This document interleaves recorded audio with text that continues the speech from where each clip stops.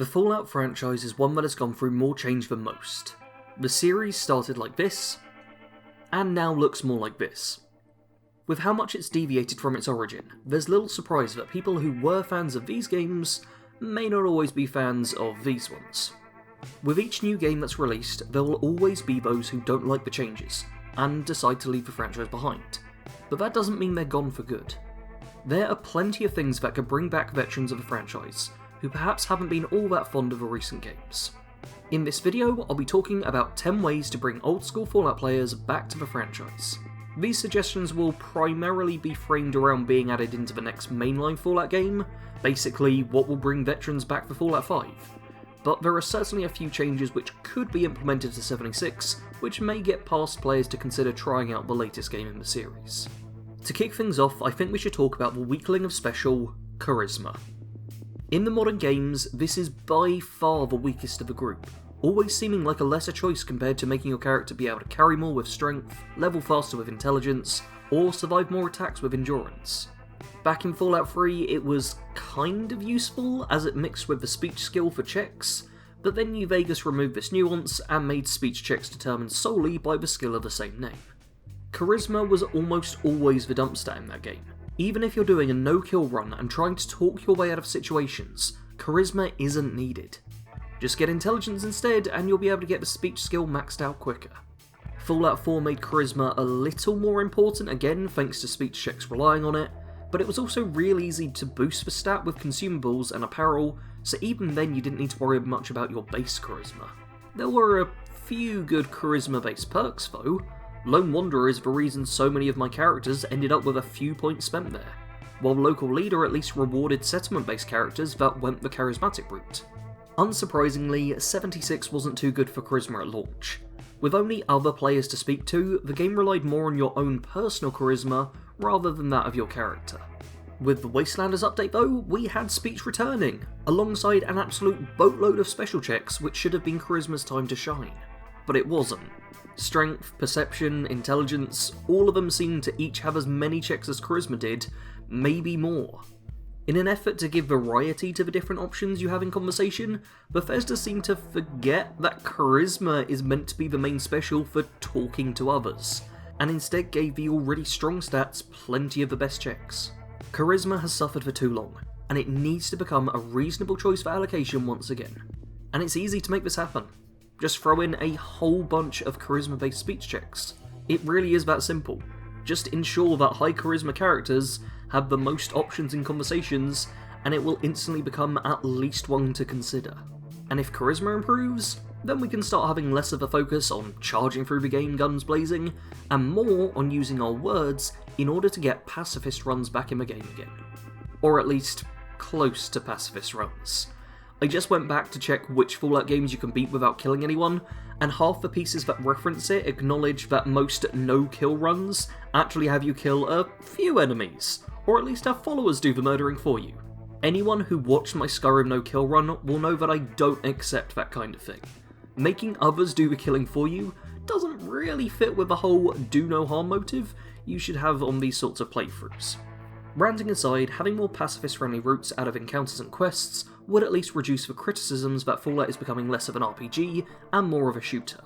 Not everyone wants to play for a Fallout game where you're constantly thrown into gunfights. A lot of the fans aren't pro-FPS players like myself and my audience clearly are. It wasn't even until the 5th game in the series that the game could be played like an FPS. And yes, Fallout 3 is the 5th game in the series. Turns out we're up to 10 official Fallout video games, and yet I'm still talking about what I want Fallout 5 to be. It shouldn't be surprising that old school players may enjoy more of the turn-based formula, or even struggle a bit with modern FPS games.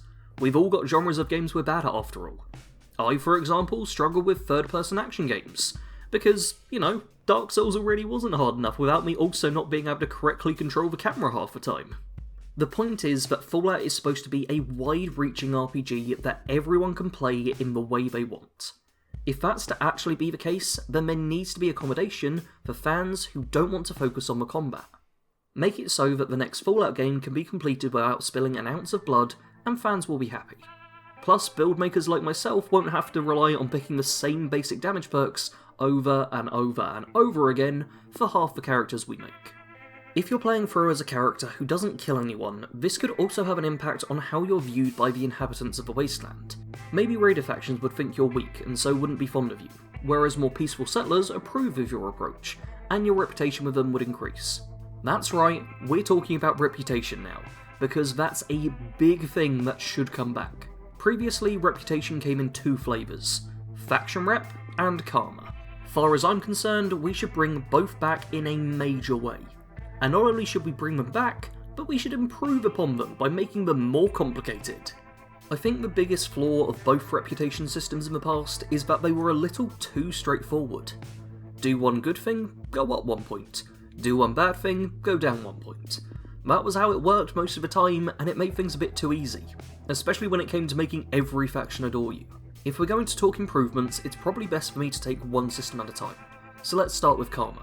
Instead of having every action be one of 3 possible outcomes, neutral, good or bad, we could split those categories up a bit more. Keep neutral, because not everything you do has to weigh on the value of your soul, but give different categories to the good and bad actions. I'd split each good or bad action into a 4-piece grid. On one axis you have major and minor, relating to how severe the thing you did was, and on the other axis you have hidden and detected, indicating whether or not people saw you commit the act. Acts such as stealing and being cruel in conversations would be minor evils, whereas murder would be in the major section. By separating the two, you remove the problem of previous games where a kleptomaniac was seen as a far more villainous individual than a serial killer. And didn't you used to hate how the world always seemed to just know that you were a thief, even if nobody ever detected you? Well, with the hidden and detected sections, that can change. Let's run through a few hypotheticals. Say you do a playthrough where you're stealing everything you can find, but nobody ever catches you in the act. Your minor hidden bad karma rating would go up, and you'd have some mild consequences from it. Perhaps people can tell there's something off about you, but can't quite work out what it is. Speech checks could become fractionally harder to pass, some unique dialogues could occur, and overall the changes wouldn't be anything too crazy, just a few tweaks to the game to reflect your past actions. On the other hand, let's say that you've been murdering everyone you come across, and not giving a damn if there's witnesses hanging about. That major detected bad karma rating would shoot right up, and there would be hefty consequences to pay. Every civilized settlement you tried to enter would shoot on sight, friendly merchants would flee from you as soon as they saw you, and roaming gangs of people wouldn't start shooting at you unless you shot first. That's right, you can have some upsides to it as well. If you've got a reputation for being an unstoppable killer, then maybe the group of 4 raiders armed only with switchblades would give diplomacy a bit of a try. And the same could apply for good karma, just with everything being flipped. Nobody sees your good deeds, then people just have a good feeling about you and try and treat you well. You publicly go about handing out bottle caps and saving merchants, expect to get a hero's welcome in any trading town. You could even build up a mix of all 8 types of karma and become a man of mystery, leaving everyone unsure of what to think of you, and getting wacky and varied results. But what about faction-based reputation? Well, first off, I'd like to have karma play a role in this. If you have a lot of good karma, then a faction which is more typically good-leaning will be easier to gain rep with.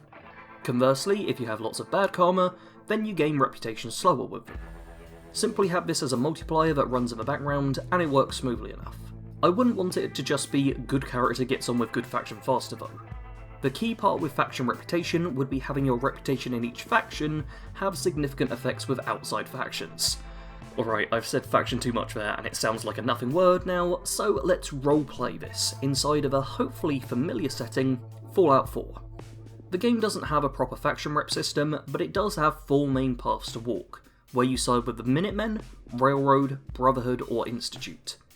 As you progress further down one's quests, you might get shut off from completing quests for the others, but it isn't until the final few missions that things will deteriorate entirely. This is already a solid enough basis, but to make it work really well, you need sub-factions. Minor players in the Wasteland that may not be looking to take control of the Commonwealth, but still want a place in it. Let's say that Good Neighbour is a faction. They would have their own views towards each of the big players. Let's say they are fine with the Minutemen, like the Railroad, dislike the Brotherhood, and hate the Institute. Bit of a simple summary, but good enough for what we're talking about. Well, if you help out the Brotherhood a bunch, then the citizens of Good Neighbour aren't too fond of you. The shopkeepers raise their prices, you get thrown the odd hurtful comment, and Hancock isn't willing to become your companion. Pretty bad overall, but not as bad as if you threw your lot in with the Institute, then the citizens could straight up start shooting at you in the street, seeking revenge for a loved one getting replaced. But if you were helping out the railroad, then people would understand that you're someone who just wants to help, and doesn't judge based on what you are, but who you are. Expect a small discount for goods, and maybe a free night at the hotel every once in a while. I think you get what I'm going for here. Not only could reputation be brought back, but it could also be improved upon so much. I would keep talking about it, but it's only one part of the video, and I've spent ages excitedly chattering about how cool it could be if done right. So that this video doesn't end up being hours and hours long, how about we do a quick fire round? First in this round, bring back dialogue options changing based on your special.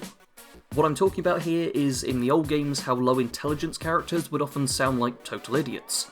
It was great fun, and got people testing out min-max specials, just to see if there were any great lines that they might have missed out on. And why not throw in more special checks to make it even more worthwhile? Not just special checks either. Skill checks, perk checks, karma checks, basically anything that rewards your character for being built in a certain way. Throw checks in wherever possible, and make it so that every character doesn't instantly know how to fix the wiring on a turret, or build an entire artillery piece. Something else that might bring back a few of the old fanbase is bringing back the more wacky and outlandish humour that was present in the past. Lately the games have got a lot brighter, but have also started to throw less comical moments in the mix, which feels a bit strange to me. Not everything needs to be a joke, but Fallout always felt a bit better with a little absurdist humour thrown in the pot. And last point in the quickfire round, breaking open locked doors rather than lockpicking your way through them. The Temple of Trials may well have been the worst opening level to a Fallout game, but using a timed explosive to open a door still felt pretty cool.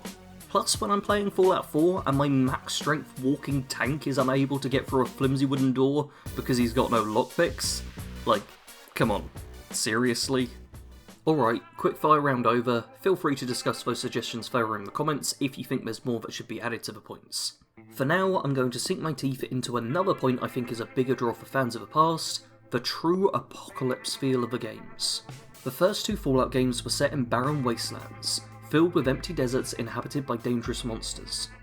When you were playing the game, you really felt like the world had ended in a nuclear war. The past few Fallout games have been missing that. In my eyes, Fallout 3 was the last game in the series that got the wasteland vibe right. Things were pretty bleak, you never knew what to expect from the open lands, and buildings were largely ruins and rubble. But then New Vegas rolled around, and things don't look half as bad. Vegas itself is a huge settlement that's doing pretty damn well despite the world ending. Then there's the NCR who are rebuilding everything, trying to organise society and bring back some pre-war vibes. Civilization is clearly returning to the world. And even their enemies, the Legion, have done a pretty good job of removing a wasteland vibe, instead making things feel just historical, I guess. On their own, none of these factions are doing anything wrong in terms of removing the apocalyptic feel.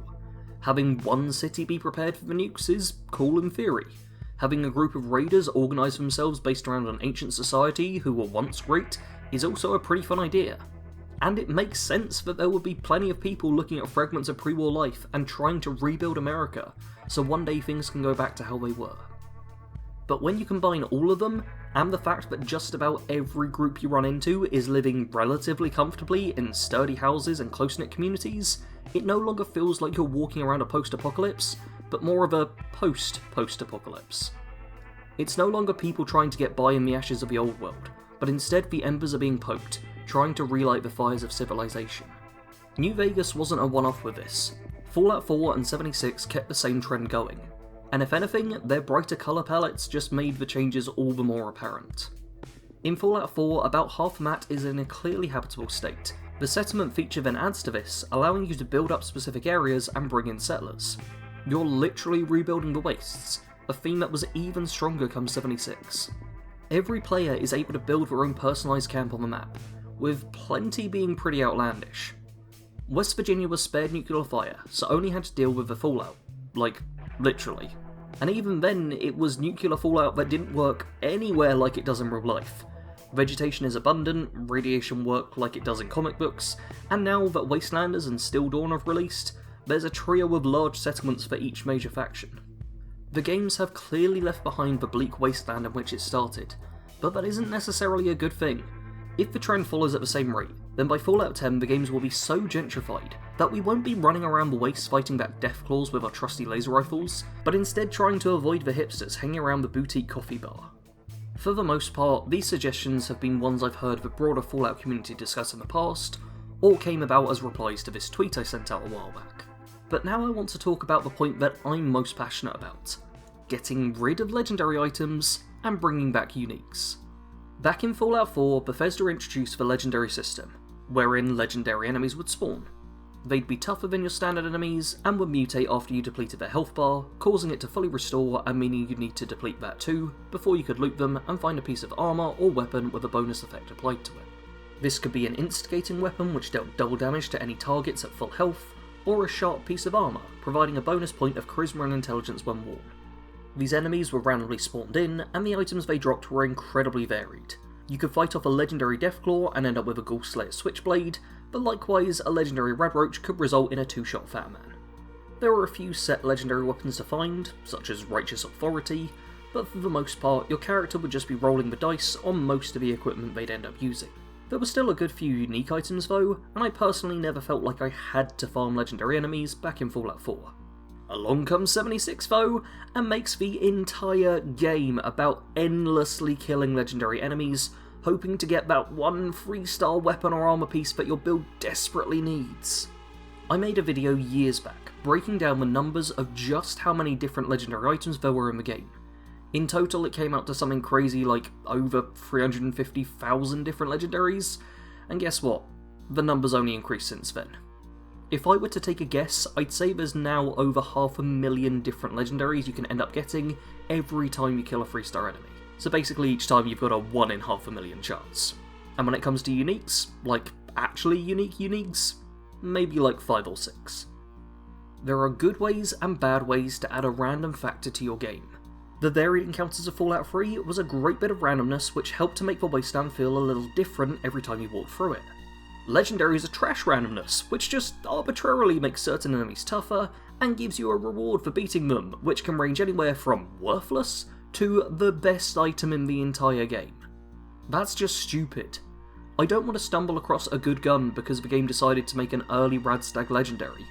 I want the best weapons to be rewarded for completing questlines, exploring deep into the world, or by making hard choices. And when I do get these items, I don't want them to be identical to standard weapons, but with one random improvement.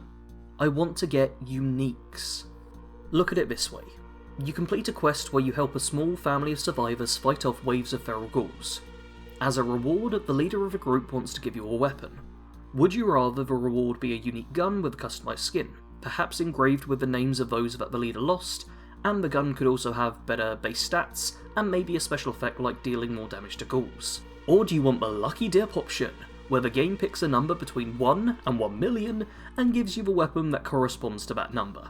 We can have surprise mechanics, or we can have story. I know which one I'd choose. In all future Fallout games, I want the legendary system gone for good. Bring back uniques, and make them truly unique. Give the weapons backstories and specific ways to earn them. This adds to the richness of a world from a lore perspective, and gives players a goal in terms of playthroughs. Instead of jumping into the game and thinking, boy oh boy, I hope that I get lucky and stumble across the item I need, you can have players decide to head to a certain location and go for a certain well-crafted quest in order to get a reward that actually helps them out. I think I've made my feelings abundantly clear at this point.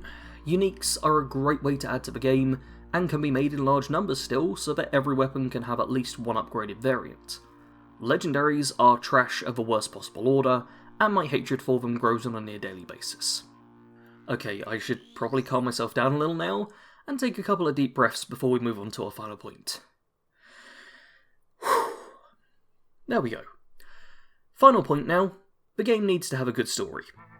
So this one is probably the most obvious, but it's also the most important. And that's why gamers so often talk about the importance of story over graphics, gameplay, or just about anything else.